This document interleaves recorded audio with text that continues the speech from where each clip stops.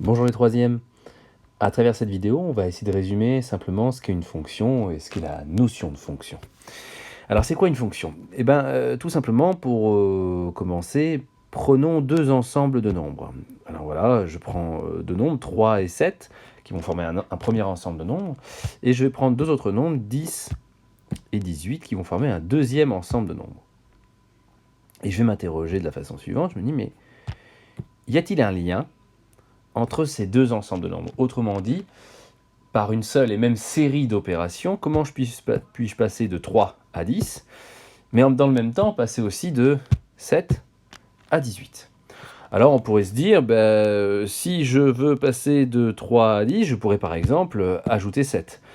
Mais le problème c'est que si je veux ajouter 7 à 3, et si j'ajoute 7 également à 7, je n'obtiens pas 18. Donc je passe de 3 à 10 en ajoutant 7, mais je ne passe pas de 7 à 18 en ajoutant 7. Donc ce n'est pas cette opération-là qui convient. Si vous observez avec attention, vous pouvez essayer plusieurs opérations. On pourrait se dire, mais tiens, prenons le nombre 3, multiplions-le par 2 et ajoutons 4. On va se rendre compte que si on multiplie 3 par 2 et qu'on ajoute 4, on obtient 10. Est-ce que ça marche avec 7? Si on multiplie 7 par 2 et qu'on ajoute 4, ah bah tiens, on obtient bien 18. Ça y est, nous avons le lien entre ces deux ensembles de nombres. Pour passer du premier ensemble au second, il suffit de multiplier par 2 et d'ajouter 4. Et donc, finalement, c'est ça que nous appelons une fonction.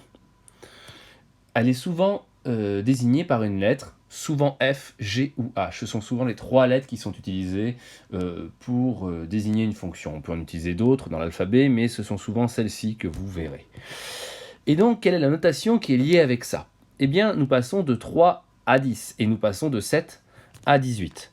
Nous allons donc, et comme la fonction s'appelle f, nous allons donc noter f de 3 égale 10.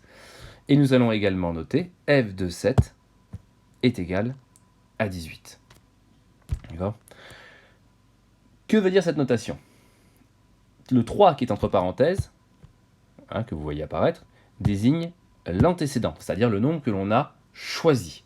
Et la valeur de f de 3 désigne l'image, le nombre que l'on obtient dans l'ensemble d'arrivée. D'accord? Donc, qu'on soit bien clair, 3 tout seul désigne l'antécédent, mais f de 3 désigne l'image, puisque f de 3 est égal à 10. Donc, si vous voyez 3, le chiffre 3 tout seul, ce sera l'antécédent, mais f de 3, par contre, ça désigne l'image. De même, 7 qui est entre parenthèses désigne l'antécédent, et f de 7 qui vaut 18 désigne également l'image. Voilà tout simplement le principe des fonctions. Il y a une dernière chose à réaliser pour bien comprendre ce principe. Nous avons trouvé le lien entre ces deux ensembles de nombres par un petit programme de calcul. Il faudrait le traduire par une formule littérale. Alors, quand on veut utiliser une formule littérale, on utilise une lettre pour désigner le nombre que l'on choisit. Cette lettre symbolisant n'importe quel nombre, on utilise souvent la lettre x. Et que faisons-nous à x? Eh bien, x est un antécédent, on le multiplie par 2 et on ajoute 4. Et l'image obtenue est obtenue par la fonction f. Donc l'image va être notée f de x. On obtient donc la formule f de x égale 2 fois x plus 4. Voilà le principe de base des fonctions.